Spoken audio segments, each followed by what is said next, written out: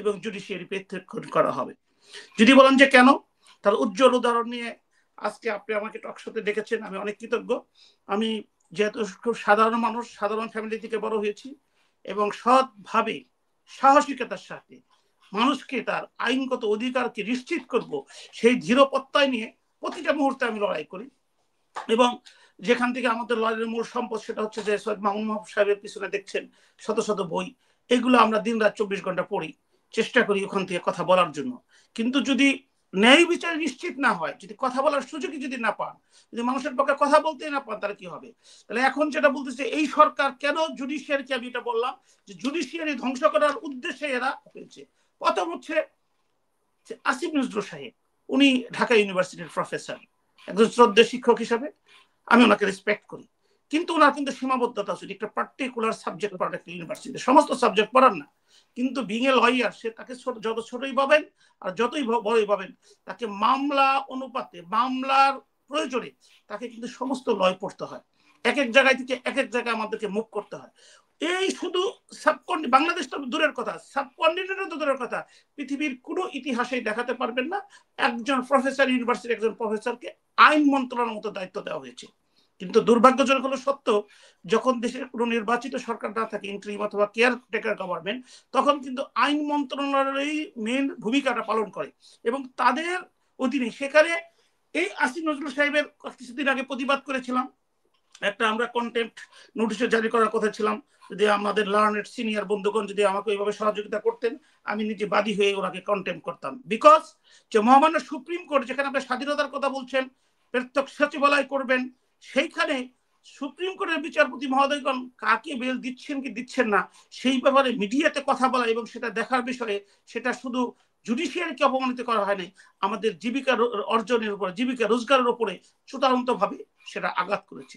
যদি সেটা প্রতিবাদ করেছি, ইমিডিয়েটলি মাননীয় প্রধান বিচারপতি, ওই দিনকে একটা শোকজের কথা উঠেছিল মোবাইল টেক্সিং, যেটা পারেন না, আর্টিকেল 94 এর অধীনে আপনি মাননীয় হাইকোর্টের কোনো বিচারপতিকে কেউ কোনো কোশ্চেন করতে পারবেন না। তারা জুডিশিয়ারি, তারা কনস্টিটিউশনালি ইন্ডিপেন্ডেন্ট, তারা যে কোনো, মানে বলা আছে যে তারা যদি বাথরুমে যায় তাও অল্পেসে দেশের স্বার্থে, মানুষের স্বার্থে পড়ে। এবং যে 3 জনকে নোটিশ দেওয়া হয়েছিল তাদের মধ্যে একজন আছে জনাব সাইফুর রহমান সাহেব, উনি রাত 12টার সময় আমরা দেখেছেন আগের প্রয়াত যে অ্যাটর্নি জেনারেল ফর বাংলাদেশ ছিলেন এস কে নবী সাহেব, তার ফ্যামিলিতে তার ছেলেরা, তার নাতিদেরকে বাসায় ঢুকতে দিচ্ছিলেন না। উনি কোনো একটা নিউজ অথবা কোনো সোশ্যাল মিডিয়ার মাধ্যমে রাত 12টার সময় দেখে ইমিডিয়েটলি কোর্ট বসে সেই শিশুদেরকে তাদের বাসায় যাওয়া নিশ্চিত করেছিল। সেটা শুধু বাংলাদেশ না, সেটা বিশ্বের কাছে সেটা প্রশংসিত হয়েছিল। সেই রকম একটা বিচারপতিকেও সম্ভবত একটা টেক্সিং দেওয়া হয়েছিল, যার বিরুদ্ধে আমরা প্রতিবাদ করেছি। কিন্তু 1 সপ্তাহ পরে, সেটা বাংলাদেশ না, বাংলাদেশের সাধারণ মানুষকে জানা দরকার, কারণ আপনাদের দেওয়া ট্যাক্স, আপনাদের পরিশ্রমে ঘাম জড়ানোর ট্যাক্স থেকে এই জুডিশিয়ারি বলেন, সরকারি সমস্ত অফিস আদালত বলেন, রাস্তাঘাট বলেন, সেগুলো কিন্তু পরিচালিত হয়। এটা আপনার দেশের মালিক, রাষ্ট্র সম্পর্কে আপনি জানতে হবে। সুপ্রিম কোর্ট হচ্ছে court of custom, guardian of the constitution, কনস্টিটিউশনটা আপনাকে সংরক্ষণ করতে হবে। যদিও সেখানে 107 3 ধারা, আপনার 3 আর্টিকেলে 3 মহামান্য বিচারপতি, প্রধান বিচারপতি এই যে হাইকোর্টের যে বেঞ্চ বলেন, সেই বেঞ্চ পুনর্গঠন করতে পারেন, কিন্তু সেটা চেঞ্জ হওয়া দরকার। সেটা একটা রুলের কথা বলা আছে, সাবজেক্ট রুল, এখনো সেটা হয়নি।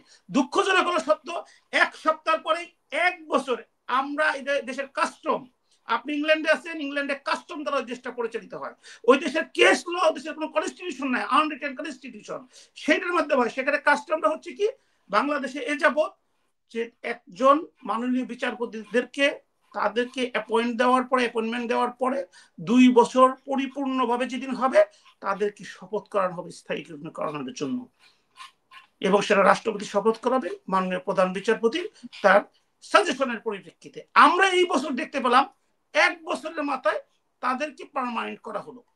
এটা করতে পারেন, আইনের কোনো বাধা নেই, কিন্তু কাস্টমের বাধা আছে। মহামান্য সুপ্রিম কোর্ট যে ডক্ট্রিন অফ বাইন্ডিং প্রেসিডেন্ট যেটা বলেন, নজিরের উপরে পরিচালিত হয়, নজির এখানে ইম্পর্টেন্ট, এবং মহামান্য সুপ্রিম কোর্টের আদেশটা নজির হিসাবে তৈরি হয়, যেটা আইনের থেকে কোনো অংশে কম না। তার মানে পার্লামেন্টের সাথে আপনি প্যারালাল না করতে পারলেও কিন্তু আইনের জায়গায় কিন্তু পার্লামেন্টের উপরেই ধরতে হবে, কারণ এটা বাধ্যতামূলক। সেই নজিরটাকে একদম বিলুপ্ত করা দেওয়া হলো। সবচেয়ে কঠিন যে জিনিসটা হয়েছে, সবচেয়ে দুঃখজনক যে জিনিসটা হয়েছে, এবং গত বুধবারে তাদেরকে পার্মানেন্ট করার সাথে সাথে সমস্ত বেঞ্চগুলোকে পুনর্নির্ধারণ করা হয়েছে। সেখানে যেসব বেঞ্চগুলো ক্রিমিনাল বেঞ্চগুলো, যারা আমরা সাধারণ লয়ার, ক্রিমিনাল বেঞ্চে আমরা বেশি মামলা করে থাকি, forget about the political case, সাধারণ মানুষের যে ভুক্তভোগী মানুষের, ইভেন ধরেন ইয়াবার কেসটাই সাধারণ মানুষ হলে বলে যে ভাই এটা করেন কেন, ভাই আপনার যখন রিলেটিভ মিথ্যা কেসে পড়বে আপনি কোথায় যাবেন। সমস্ত বেঞ্চগুলোকে ভেঙে দিয়ে যারা 1 বছর গত হয়েছে, সবে মাত্র বুধবার দিন, গত ওয়েডনেসডে, এখনো সপ্তাহ পানি পায় নাই, তাদেরকে সেই সব বেঞ্চের প্রিসাইডিং জাজ হিসাবে করে দিয়েছে। এই যে যে বৈষম্য বিরোধী বাংলাদেশটা চালাম, যারা সিনিয়র জজ ছিলেন, বিচারপতি ছিলেন, তাদের মধ্যে একদম কনিষ্ঠ মাননীয় বিচারপতিকে দিলেন, এই বৈষম্য আপনি কিভাবে দূর করবেন? আমরা সুপারসিড, মাননীয় প্রধান বিচারপতির ক্ষেত্রে সব রাজনীতি দলে সুপারসিড করেন।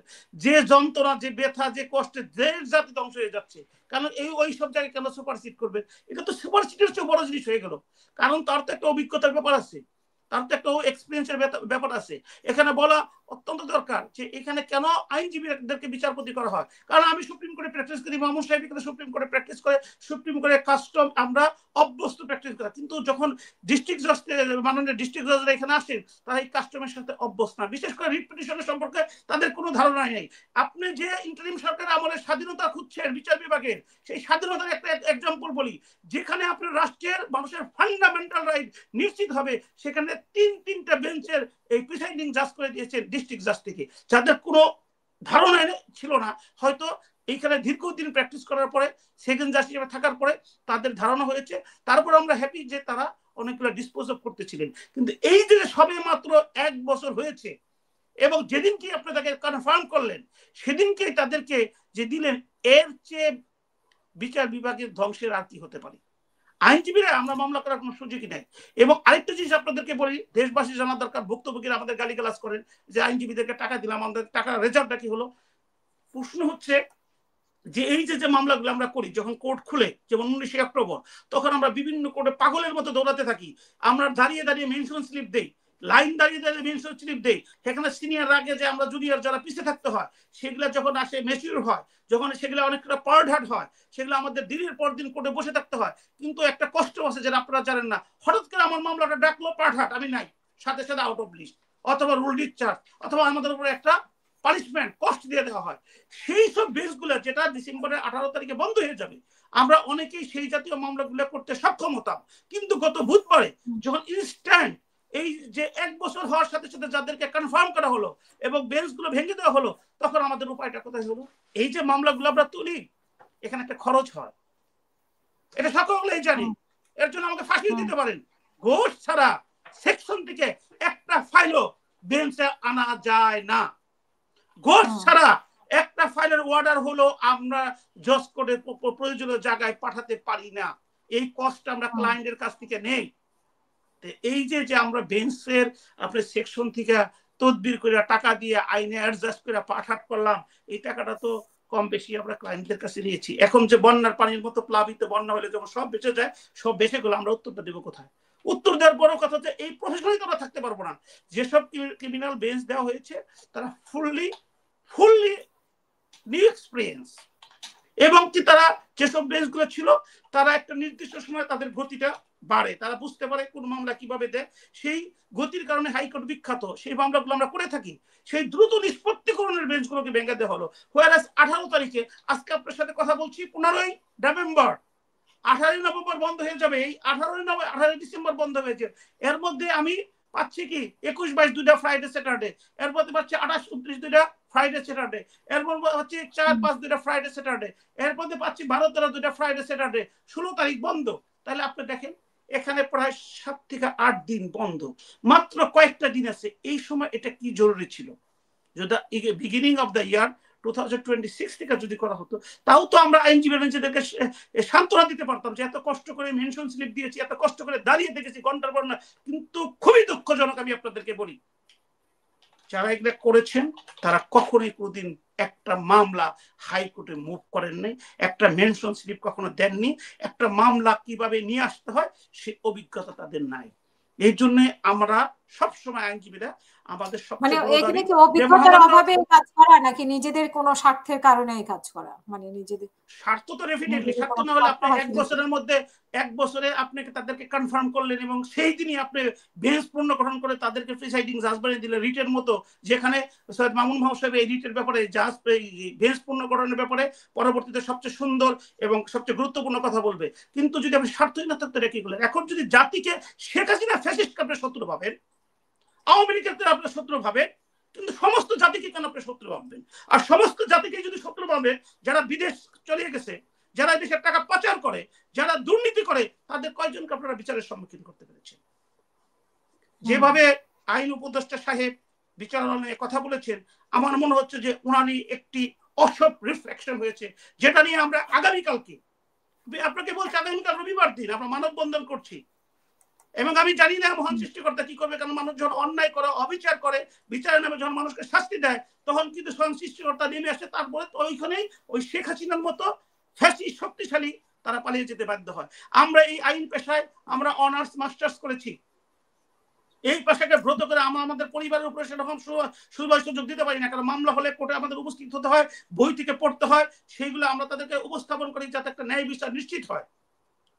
এইটা হচ্ছে সুপ্রিম কোর্টেরই, আমাদের প্রত্যেকটা পিটিশন করার জন্য আমাদের দিন রাত্রি করে আমাদের লিখতে হয়, আমাদের সেটার স্টাডি করতে হয়, এটা সেটা প্রায় মুখস্থর মতো সেটা আমাদেরকে বলতে হয়। কিন্তু আপনি ধাপধারাকে বেশ বেঁধে দিচ্ছেন, আমি যদি কোনো রিলিফই না দিতে পারি, আমি ক্লায়েন্টের কাছ থেকে আমার ফিসটা কিভাবে নিব? আমি যদি কোনো মামলাই না করতে পারি, আমাকে ফিসটা দিবে কিভাবে? আর আমি যদি ফিস না পাই, আমি আমার পরিবার কিভাবে চালাবো? আমার সন্তানের বেতন কি দেবো? আমার সন্তানের চিকিৎসার খরচ কি দেবো? আমার সাথে যে ক্লার্ক, যারা অ্যাসিস্ট্যান্ট থাকে, যারা আমাদের পিয়ন থাকে, তাদের পরিবার কিভাবে চলবে? আমাদের তো কোনো সরকারি বেতন নাই।